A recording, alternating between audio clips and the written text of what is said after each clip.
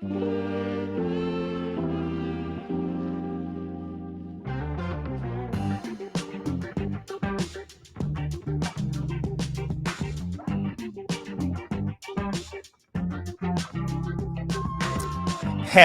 Thursday, everybody. Josh here with On the Wrong Lead. Another episode of Drank and Champagne. I am joined, as always, by Mr. Andrew Champagne. Andrew, how are you doing, my friend? Tired. Very, very tired. It's been a very busy week. Gong Ai Fa Choi to anybody out there who speaks Cantonese and is celebrating the onset of Lunar New Year, the year of the snake. A lot of celebrations for me, a lot of dinners out that Josh and I were talking about in our extensive pre show meeting. But lots going on here. I'm starting to prepare for my upcoming move in about 3.5 weeks. I mentioned that I did have some exciting news, at least for me personally, and that is we've booked our honeymoon flights. So very, very excited about that. Thank you. Thank you. Thank you very much, everybody. Appreciate that. We're flying into Lisbon and spending a couple of days there, heading to Barcelona for about 6 days and then flying back. So lots to do. If you've been to either location, by all means, feel free to reach out. I am definitely open to receiving any sort of pointers on what to do and in some cases, what not to do. We're starting to look at hotels and activities and things to do and stuff like that. So that's exciting. We went to Europe 2 years ago to go to Italy. So Portugal and Spain are uncharted territory for us. Lots to explore, lots to do, lots to eat, which is going to be very nice. I have been told that Lisbon is full of hills and that my legs are going to start aching. But given that I'm 6'5" and most of it's legs, I feel like that's a challenge I'm oddly well suited for. Yeah, two things. One, so my wife and I, we somewhat celebrated, the Chinese New Year tonight because she was actually sick most of the holiday. And if you watched, You've Got to Be Shot to Me, I might have told the story on there as well since we covered the Chinese New Year race card on there. But so we opened up a nice little bottle of wine tonight. So had that. It was a bottle of wine we had bought for New Year's, but she was sick for that, and then she was sick for Christmas. So we just had a bottle of wine sitting around. So figured we'd open it up tonight. She said her luck's going to change around. I believe it's the year of the snake. Yep. Her name is Eve. So she figures, hey, maybe that's going to be good luck. Who knows? Although I guess the snake did trick Eve, so maybe not. Not Thankfully, your name's not Adam. That's true. That would be very weird. Yeah. So yeah, good thing. But secondly, oh man, what was the other thing I was going to tell you about? You were talking about flying, you're talking about honeymoon. There was another thing. I lost it. I'll have to come back to the second part. I was going to make fun of you about something, We'll Andrew. get there. You'll be able to make fun of me about plenty, given the way this show is bound to wind up going. We'll talk some Oaklawn pick for Saturday. 2 weeks ago, we were locked in pretty good. Last week, we had precisely one good opinion. We both shared that good opinion in that Patch Adams was wildly overbet. But as far as everything else, I don't think we could have been more wrong. So hopefully more like 2 weeks ago than like last week. We'll talk a little bit of Hong Kong because, as we've mentioned, there is a special card this week to celebrate the Lunar New Year.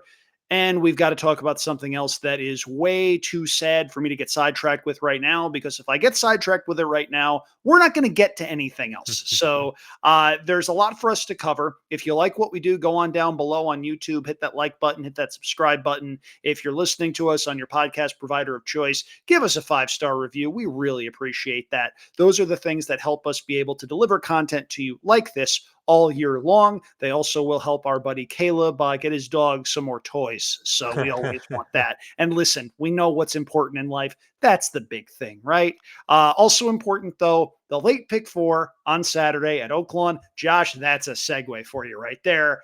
Starts in race number 7. A lot of big fields, couple Archie bred races, a nice stakes race. Josh, though, I think we start with the most wide open race of the sequence here. And based on the way your ticket looks, I think we disagree in that assessment. Yeah, I know you went very wide in this race, and I I don't disagree with you that this is not a wide open race. I think this is a very wide open race. These are tough races, right? You get a good mix of horses that have a number of starts. I mean, like the number one here has got 17 starts, and then you get some lightly raced horses that are kind of, up and comers a little bit in these allowance races. So these definitely can be tough races.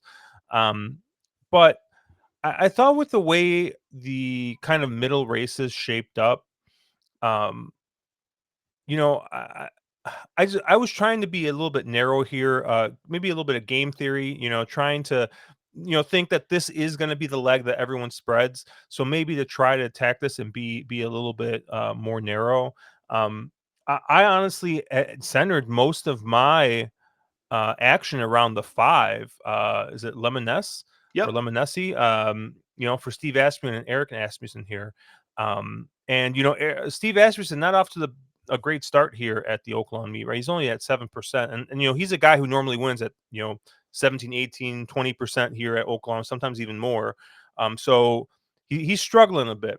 But when I kind of looked at this, I kind of looked at the horses in this race. No one really wowed me, right? Which I guess is kind of how you kind of get the opinion that, hey, this is the spread here is the wide open race.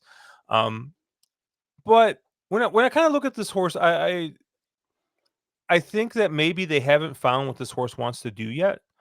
And I do think that, maybe it is sprinting. Obviously, broke his maiden sprinting here at Oaklawn on a muddy track. Went to Lone Star, won a open allowance race there by open lengths. And then, hey, stretched out to a mile just fine at Remington, and so started off his career 3 for 3. Great.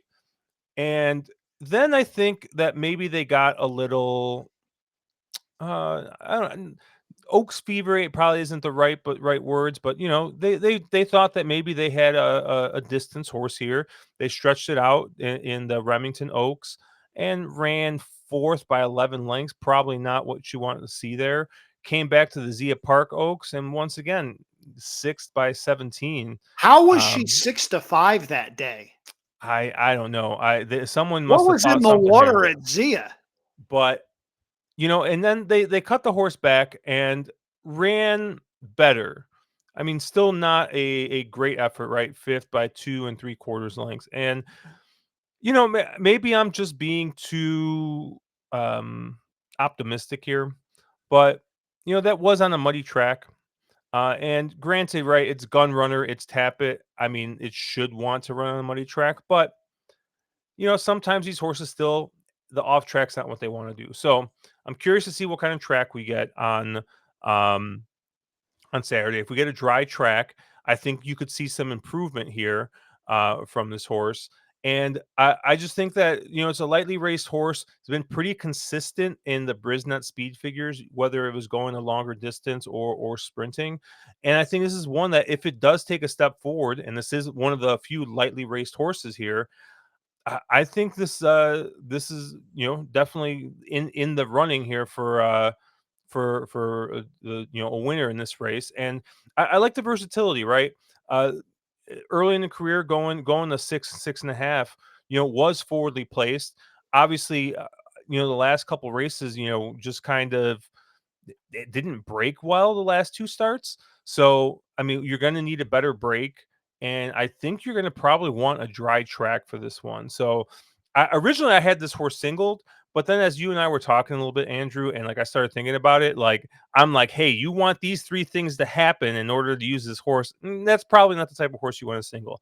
So, I went and the horse that I actually originally my eyes kinda went to was the 4, Antique Silver. This was just kind of this is the kind type of horse that kind of just jumped off the page for me. Was beaten last time by I believe it was a 12 horse, Ready for Trouble, and Ready for Trouble came from off the pace to win that race. Not always the winning type of trip that you want at Oak Lawn, going 6 furlongs to come from off the pace. I'll have to go back and see how the track was playing that day. But you know, it seemed like maybe there was a little bit of traffic here last time out for Antique Silver. If you look at some of the other running lines, this is a horse that is wanted to be, on the lead or pretty close to it. Um, And I mean, didn't necessarily run all that bad last time out. And the race three back, I think at Churchill really, really fits among this group. I think might be one of the fastest, if not the fastest races ran by anybody here. So gets Julian Leparoux aboard, who's winning at 22%, is having a very, very great start to the meet here. So I really like Antique Silver of the rest of the horses. So I'm going to use two horses in this race. I'm going to use the 4 Antique Silver and I'm going to use the 5 Lemoness. So we agree on one of them. I am using Antique Silver. Sneaky trip last time, but the reason I'm using her, excuse me, is with David Jacobson runners, I'm usually always on the wrong side of. It's a case where when I think they can't lose, they're the part of the entry that is not well man, and it's the other one that winds up running away and hiding by 6 or 7 lengths. This one does have some back form. I do think there's a chance she's a bit better at Churchill. Those efforts 3 and 4 back were very good, although she did have a candy ass trip on November the 9th when she went wire to wire going 7 furlongs. Would it shock me if she won this race? No. Admittedly, I'm going 6 deep in here partially because we don't know the track condition yet. They are expected to get a lot, and I mean a lot of rain tonight and tomorrow. We're recording this on Wednesday night prior to Thursday, and they've already moved the Thursday card to Monday at Oaklawn. They're talking several inches of rain. I think we'll have a track that's closer to fast than sloppy, but I do think there's a chance there's still some moisture on the track simply because of how much of it is going to be falling. So be mindful of that, check your track conditions, and play accordingly. The two that I'm most interested in of the 6 that I used are the 2 horses on the outside. You briefly mentioned number 12, Ready for Trouble. Something clicked with this horse last spring. She's won 3 of her last 5 starts, and one of her losses was a 5th place finish in a $125,000 stakes race at Ellis Park. Nothing to be ashamed of there.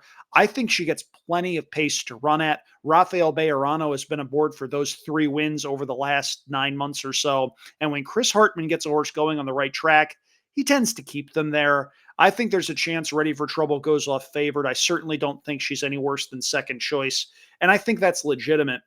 The other runner that I would consider a second A, though, is number 11, Managing Mischief. And I briefly talked about this horse 2 weeks ago when she was entered as an also eligible, didn't make it into the field. She's got a lot of early speed. And if you cross out the races on turf and synthetic, her form looks a lot better. She goes second off of a brief freshening for a 21% trainer, and she's got a lot of early speed. If you look back at some of her races, you see one race where she went 44-1 to the half. In a race where there's a lot of speed, I think she could very well be the speed of the speed and prove reasonably tough to catch at a bit of a price. As I've mentioned, though, I'm 6 deep. I am 1, 4, 7, 8, 11, and 12 in here. Probably stronger leans on the 11 and 12. I will say, just as a note, if we do get a muddy track, the I'm tossing the 1 on every single ticket. Mm. I think the 1, if we do get a muddy track, 2 back at Oaklawn on a muddy track, absolutely freaked, had a humongous number, 1 by 10 lengths. So that's definitely one that would make my ticket if we get a muddy track.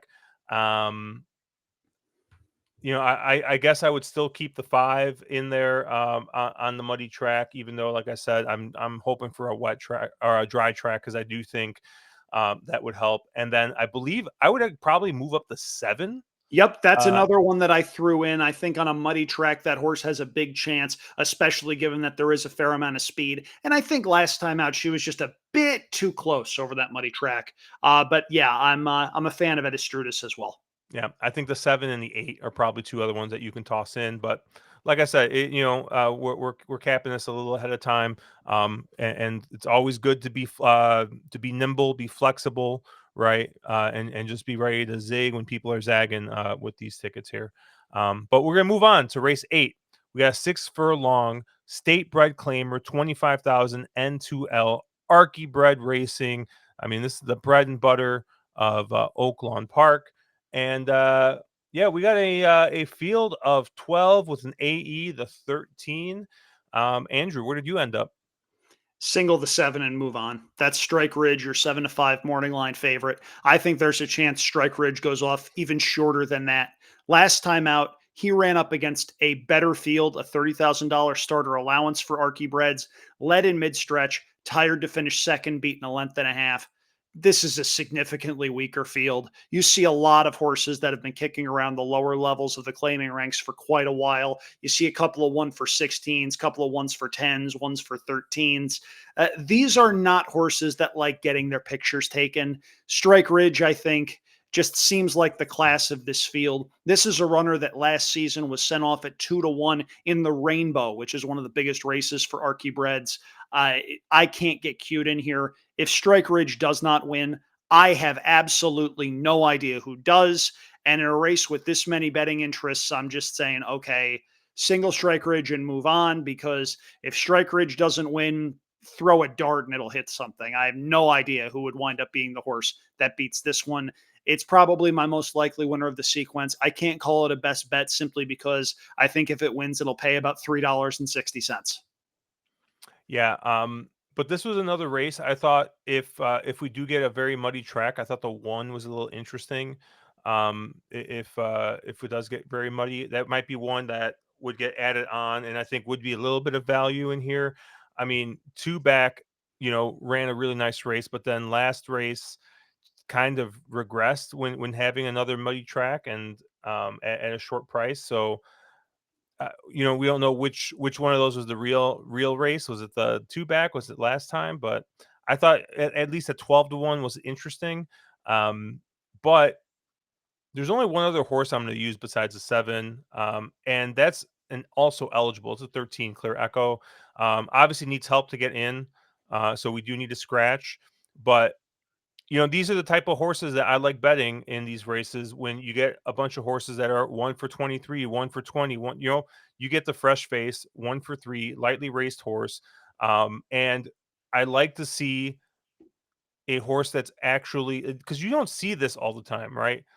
How often, you look at all the handicapping books, right? You look at all, and they're like, maiden claimer after it wins should go to a level that's about half of the normal claiming price, right? So a claim horse that wins at maiden claiming 50,000 should be in a 25 claimer. That never happens, right? They're always running at 40 claimers, 50 claimers, right? They're in over their head. This is one that's actually taken, I believe, the correct drop, right? Is going from the 50 or not drop, but is going to be staying in similar company, right? Going from that maiden claimer 50 into a $25,000 claimer, state bred. So I staying in I think the right level for this horse. A horse that won wire to wire last time out and set reasonable fractions, went 21-4 and then 46. Maybe the outside draw is a little bit of a concern, but I mean it's just a fresh face, right? I only see 3 starts with 1 win. And you're looking at a bunch of these other horses that have struggled to get their picture taken, as you said before. I mean, I think Strike Ridge has got a couple of excuses because they were in over their head a little bit with state bred, and then they went open, then they tried turf. Maybe still trying to find their level, and maybe hey, was second in the allowance race last time out. Dropping into claiming ranks should be a little bit easier spot, but with a lot of these other kind of, I mean, career losers, I think you could definitely do worse than taking a shot with the 13 Clear Echo. Assuming that one draws in. Yeah, exactly, right. So that's why I had to use the seven because I don't think the 13 is a cinch to draw in, and even if the 13 draws in, the 12 post not exactly um where I want to be, but um yeah, like if there were like pick and pray contests for Oaklawn, I mean, I'll be all over this 13 if he draws in, because I think he's probably going to be a pretty decent price. I mean, he won at 51-1 last time out. So I even if he does get bet down much further from his price, I still think you probably get 8 to 10 to 1 on him. So especially because I think, like you said, the seven's going to be odds on in this race. I think. Race 9, the American Beauty Stakes, $150,000 stakes race for fillies and mares, 4-year-old and up. And we have a small field here of 7. And it was funny. My friend Emily Gullickson had posted the optics plot for this race, and basically asked like, who do you toss in this race? right? From looking at the optics plot. And looking at the optics plot, really the only horse that didn't really have a shot on the optics plot was the 5, right? And that's First Hill. But you look at the rest of the field, and honestly, like it was very interesting looking at the plot for this race. Um, you know, the 7 at 8 to 5, Benedetta looks every bit of probably of the best horse in this race. It is going to be tough to beat, I think, in this race. But I'll tell you, I think that there's a couple other things. I think honestly the biggest fade for me in this race is going to be the 6 Taxed, who's your second choice at 5 to 2. Just not the type of horse I want going 6 furlongs at Oaklawn Park. If this horse was going 7 furlongs at, I don't know, Del Mar or Santa Anita, hey, well, not even Santa Anita. Santa Anita, I think, is even just as much a speed favorite. But Keeneland, right? If we're going 7 furlongs at Keeneland, or even six at Keeneland, like, yeah, give me the 6, right? Give me a closer that can close in there. Maybe even Churchill sometimes, depending on how the track's playing. But Oaklawn, I'm not interested. I thought you could probably make a case for some of the other horses, but yeah, the 7, I think, is going to be hard to leave off. Questions about the last race, the figure from the last race. Um, it's a huge number. You don't It, trust Mahoning Valley numbers? it's a Josh, huge number, perish and the it's from thought. Mahoning Valley, exactly. And it's just like, I mean, the figure but the figure from Churchill Downs, 3 back. I mean, that also fits in here, right? Like, you don't need the crazy figure from last race. So I think even with the inflated number, right, fits. The 6, I hate. I mean, this horse is cutting back and is going to be trying to close on the cutback. Yes, his close, was 10 lengths off and closed at Oaklawn last spring, but just that's not the type of horse I want to put my money on. That's a Chase Sessom horse, hoping for the closer in the sprint, especially at 5 to 2. Poor Chase catching strays left, right, and center. That poor guy. But the 4 Moonlit Lady. Now, granted, those dirt tries do not look good. Nope.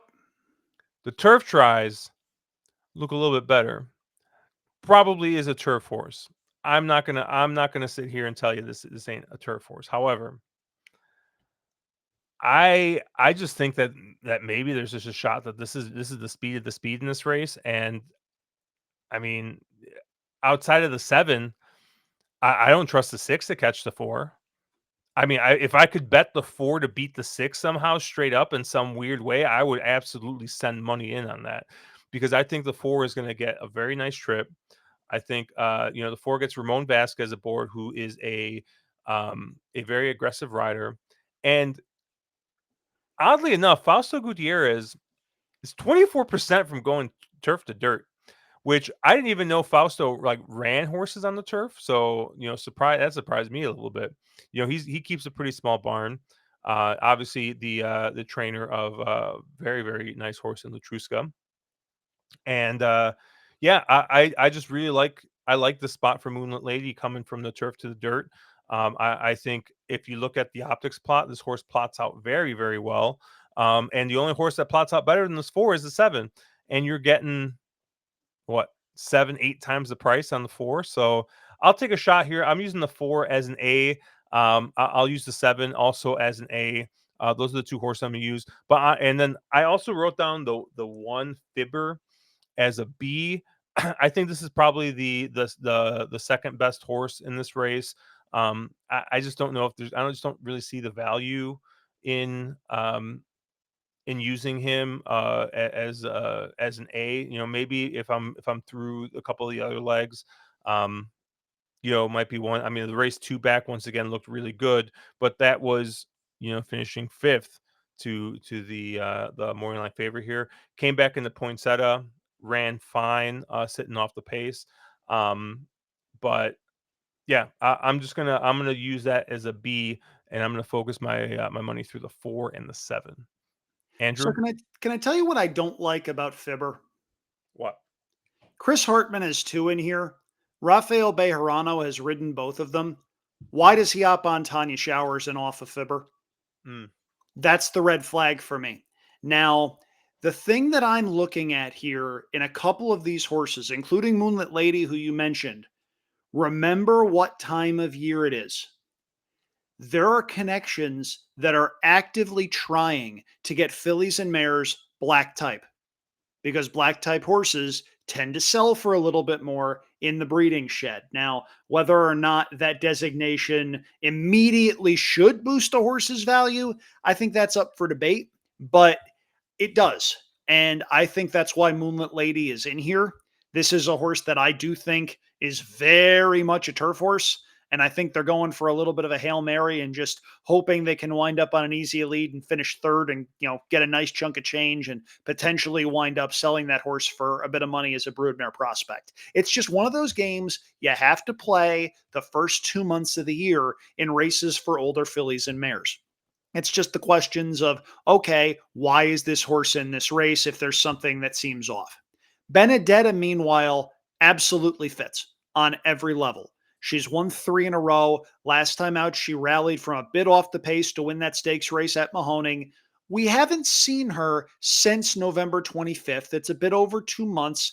And my concern with her is she doesn't necessarily run all that well fresh. If you look at a couple races she ran last year, she was fifth, beaten 12 at Churchill Downs off the layoff. They put her away for another 6 weeks or so. She came back at Saratoga, was third in a pretty fast race, did win two starts back at Churchill off a bit of a break, but she only beat the two Tanya Showers by a half length.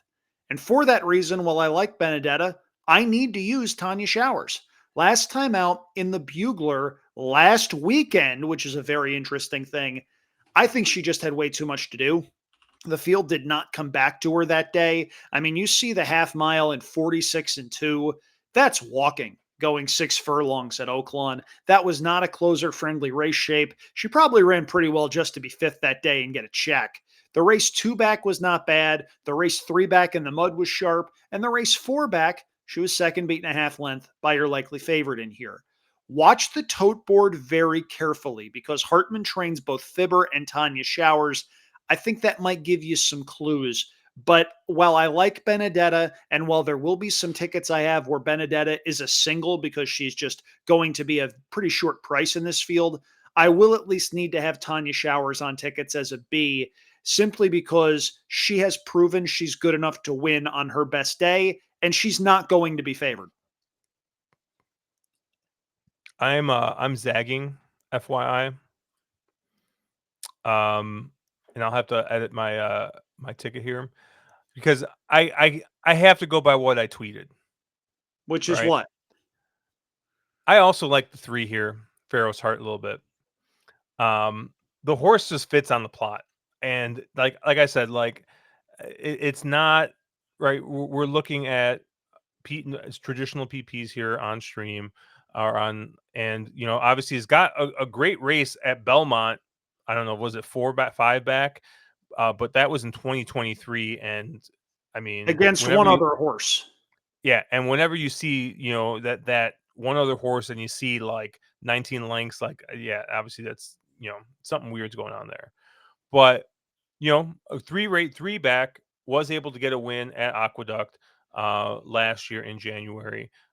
Was laid up for a very, very long time in the barn change to David Jacobson, and seems to be kind of brought back a little bit slow, but had a nice second last time out. But like I said, just looking at the plot for this race, I think is going to sit in a pretty decent spot, kind of mid pack. And I think if the 1 and the 7 aren't going to fire, the 4 tires out, really it's the 3 I think that's going to kind of get the jump on the 2 and the 6 in this race. So I don't know. I just by plot alone, and because like I said, I tweeted out, "Hey, the only horses I'd probably really toss are the 2, the 5, and the 6 in this race." I'm going to include the 3 here as a B.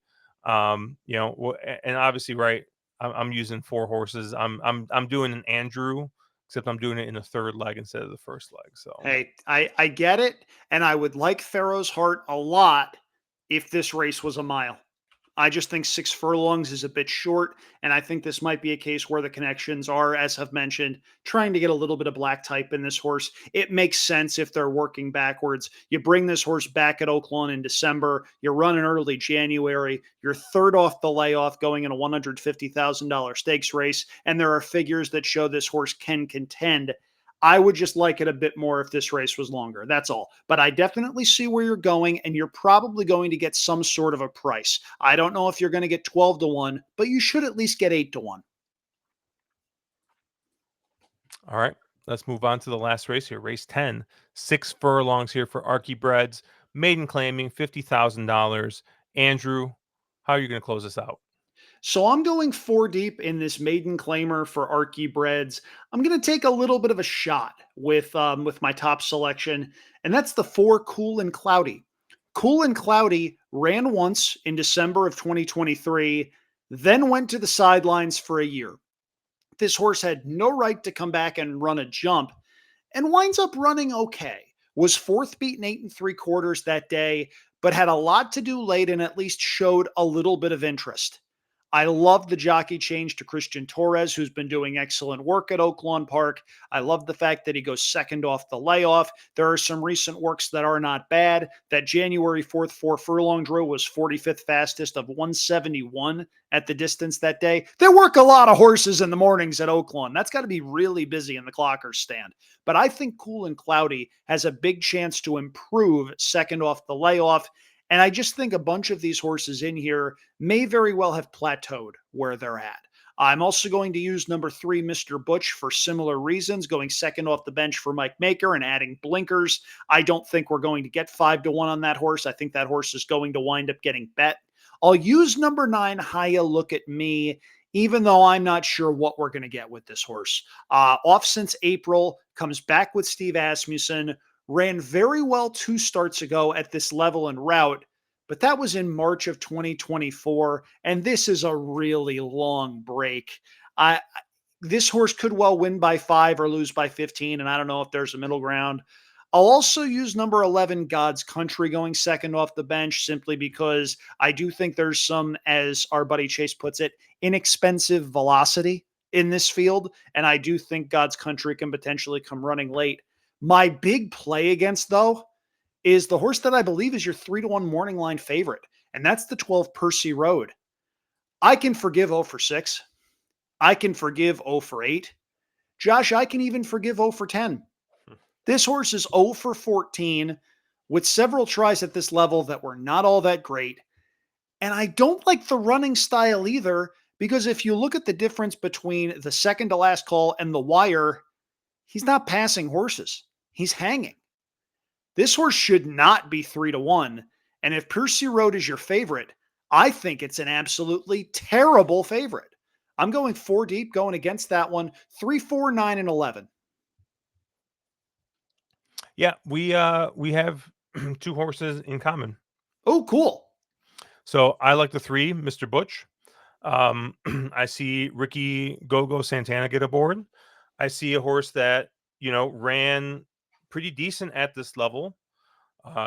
2 back goes, gets claim. No, it doesn't get claimed, but just gets a barn change, and they immediately jump the horse up to a maiden special weight. Kind of takes a step backwards and is going to go back down to the level where I think he ran the best.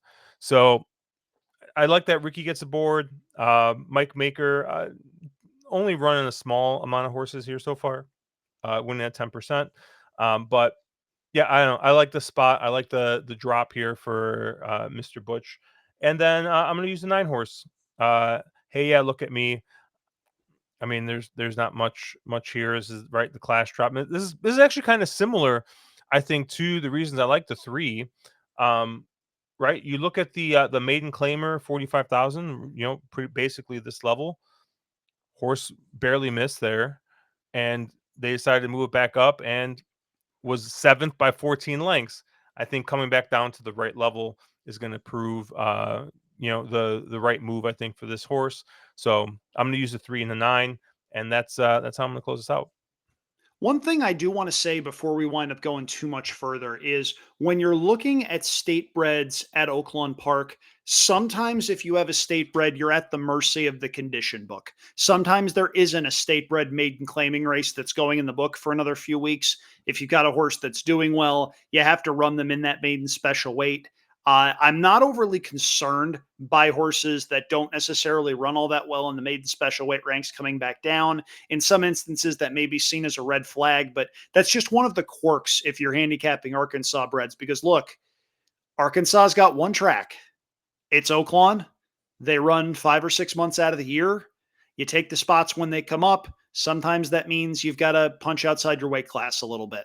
And in some instances with runners in this race, I think that's what you're seeing in some of those maiden races where a horse that ran very well in the maiden claiming ranks has to run without a tag and just winds up in a little bit too deep. So you're absolutely right. I have no problem forgiving some of those races on a couple of those runners, including How You Look at Me. With that one, my question is that horse ready to run off of a layoff of more than 9 months?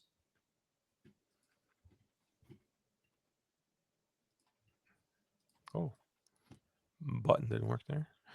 Um, so Andrew, I got your ticket up here.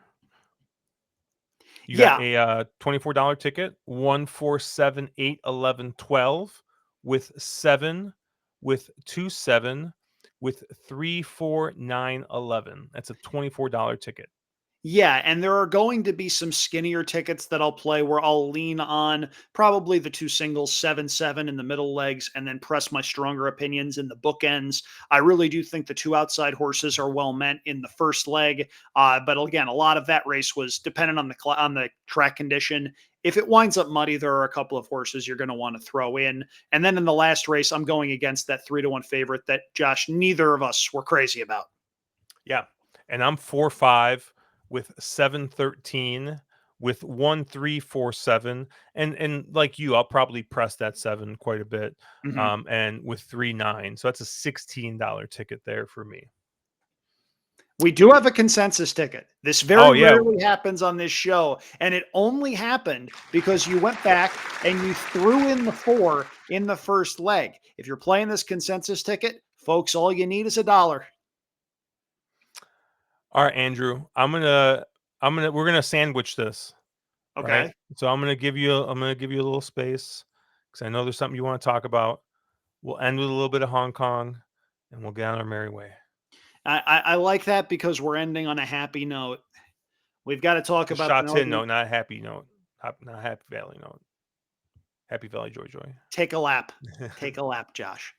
Um, we've got to talk about the Northern California fairs. It came out on Tuesday of this week that the California Authority on Racing Fairs is not going to be running their summer and fall meets at Pleasanton, Sacramento, Fresno, and Ferndale.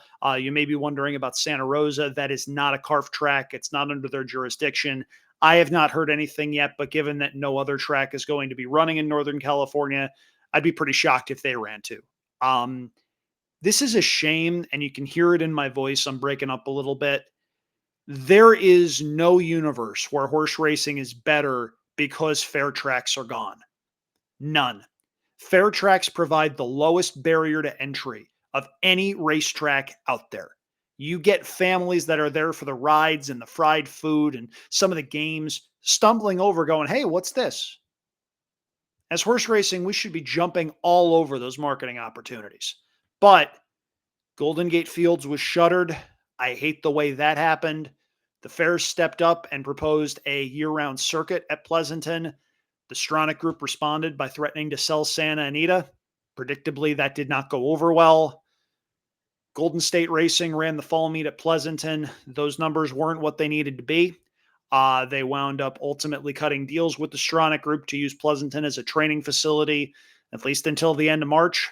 We'll see if it goes longer than that. I don't think it will. There's no way about this that doesn't suck for anybody.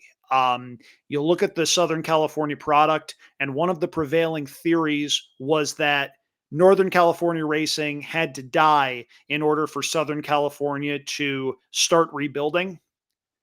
The Santa Anita product is completely unchanged.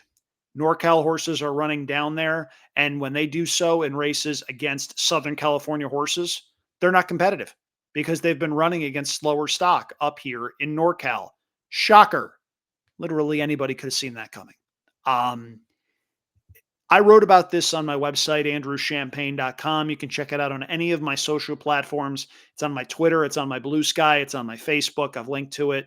Um, Northern California horse racing did not have to die, and it did not die of natural causes. It was murdered. And I will never forgive certain people for the way that that was done. I will never forgive certain people for the mismanagement of certain parts of that process and the petty politics that were involved. No part of the racing industry is better when tracks like that go away. And it's something that's going to bother me for a very, very long time. And I hope the people out there that are ready to start making excuses for some people that are trying to strong arm and put together decoupling legislation, remember that, because in 3 years, when that runway winds up running out, just remember we've been here before. Trust is earned, it's not given. Remember that. Yeah, I got nothing to add. You've talked numerous times about how great the fair circuit has been, just to be there and to see it happen. And I was very excited to hopefully experience it this summer. And it sucks Yeah, that one year too late, Andrew. apparently. No, for those of you out there wondering what's going on, I'm getting married on a Saturday night. The Sunday, the plan was for anybody that was sticking around would be more than welcome at the Alameda County Fair. And I had visions of quite possibly the most eclectic group in the history of horse racing gathered at the Alameda County Fairgrounds for a handicapping seminar right before the races. I had a blast doing those with Dennis Miller, with Craig Braddock, with a bunch of other guests that wound up coming through. I made a lot of friends in the Pleasanton area, being fortunate enough to do that for several years. A lot of places in this game make it hard to be a racing fan sometimes. Look at the stakes races at Santa Anita this weekend, and you'll see what I mean. Pleasanton, Sacramento, Ferndale, Fresno, Santa Rosa, those places made it easy. And I've said it before, I'll say it again. There is no way the game is better with them gone. The fairs did not have to die. This was a series of choices that led us down this path. And I could say a lot more about that, but it's starting to get fairly late at night. Josh, I don't want to keep you here any longer. I don't know when our wonderful listeners are listening to this. I don't want to keep them here any longer listening to me ramble on. If you want to see what I wrote, it's on my website, andrewchampagne.com. The headline is No Fairs, Not Fair. I was pretty proud of that one. But yeah, that's there for anybody that wants to take a read. And to those of you that have already taken a read, thank you. Know that I greatly appreciate it. Yeah, and then Andrew, let's end on a lighter note. Let's go. Obviously, for those of you guys who consume all our content, episode of "You've Got to Be Shot Tinning Me" has come out, and we talked a little bit of the um, the Chinese New Year card that's going to be running Thursday night into Friday morning American time. But Andrew, I just wanted to ask you, like, what was the race, horse or something? Maybe you want to talk about real quick in on this card. It's a lot of fun as a card, man. You've got 11 races. You've got a couple of group races, including race number 4, which is the one that I want to take a look at. This is the Group 3 Centenary Vase. And my top selection is going to be a popular one. I really like number 6, Ensued. Ensued last time out ran in Group 1 company, ran 4th behind a horse I liked a fair bit in Giavolato that wound up winning at 11-1. Thank you, Ocean Murphy. Thank you very much. Ensued drops in class a bit, but more importantly, I think cuts back in distance. I think 2,400 meters just was not Ensued's preferred trip. I think he wants to go that 1,800 to 2,000 meter route. He gets that here. He also gets that Purton fellow, and Mm, Josh, I think you'll agree he's quite good on the back of a horse. yep. I don't think I'm going to be ruffling any feathers by saying that. If you have not seen Zach Purton ride, I had this discussion earlier. He reminds me a lot of Ramon Dominguez back when Ramon Dominguez was ruling the roost in the New York tracks. phenomenal set of hands. You never wondered why he was putting a horse in a particular position. Just incredibly reliable. And when he's on the best horse, he usually wins. He does have to navigate a pretty tough barrier draw from barrier 10, but going that 1,800-meter route of ground at Shatin, there's a lot of room to establish a spot going into the turn. I don't think that's going to be too much of an issue. He gets weight from some of the other contenders in here, and there are some legitimate contenders. This is a good Group 3 group over in Hong Kong. Would not be surprised if we see a couple of these horses potentially ship over to Dubai for some of the World Cup action. But for me, Ensued is my best bet of the program. I'm very much looking forward to seeing him run. Yeah, I didn't really take much of a look at this race. The only thing that stood out to me was that Sword Point was in here, who is just a funny horse that I don't know. He likes to run on the dirt, and they keep putting him on the turf because that's where the I money don't is. know why. Like that horse for Hong Kong on the all-weather surface is as good a horse as you can ask for. Last time out, he did not look great going into mid-stretch. He looked like he was paddling. He looked like he was in deep water. And then it was like he remembered, oh, yeah, wires over there. Gotta go. That horse is phenomenal on the all-weather. I don't know why he's in here. He does draw fairly well. And if you think that you're going to get the all weather form on turf, you're probably going to get a little bit of a price. But I definitely prefer others in this spot. And if you're playing the early pick 3, I think Ensued is a single. Yeah. Honestly, I kind of like the 4 a little bit. Chan One of Chang my Glory. underneath horses, we're in a similar boat there. That horse is not Yeah. bad. No, I think at the distance he's run really well. He's got a second, third, and fourth in 3 tries at the distance. So I think this is another one where they're still. I mean, this horse got 22 starts, but at least the last 5 or 6 starts, it still looks like they're trying to figure out where to put this horse. Right? Mhm. They've been trying the 1 turn mile, Group 1 stuff. Uh, I'm guessing that this is actually a 2 turn horse. So, and it gets Hugh Bowman aboard, who I think is second, maybe third best jock. I mean, because obviously McDonald's not here full time, but other full time jocks. I mean, behind Purton, I think him and Teton are kind of 2A, 2B. So, but yeah, Yeah. I think the card looks fun. Like I said, we covered the late pick 3, and then we gave another race out on You've Got to Be Shot Enemies. Check that out. Andrew's going to be on the actual feed, so if you want his stuff, that's going to be out there. But that it's not going to be hard to find Andrew, unfortunately for some people. I don't know. I mean, thankfully, a lot of the Hong Kong naysayers went away once the stats started coming out. I had a couple of very good months to start my tenure, and January has been another very good month for me. Regardless of what happens on this card, I'm already assured of a positive ROI for the month. So, very happy about that because, folks, Hong Kong is hard. You're looking at races that have 12 to 14 horses every single race.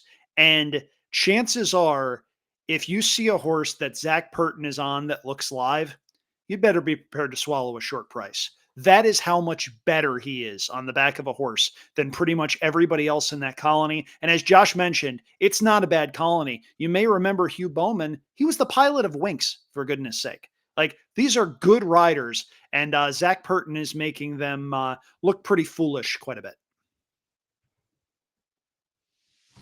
And that's going to do it for us here on Drink and Champagne. Obviously, check us out at ontherwronglead.com. Andrew is at Andrew Champagne, at wrong_lead on Twitter. Make sure you hit like, subscribe, download every single button you can possibly think of. We'll be live Thursday night covering the Holy Bull Late Pick 5 and firing a little bit of Turfway live while we handicap those races. So check us out then. And obviously, You've Got to Be Shot to me out there as well. But have a good weekend, everybody. Make some money.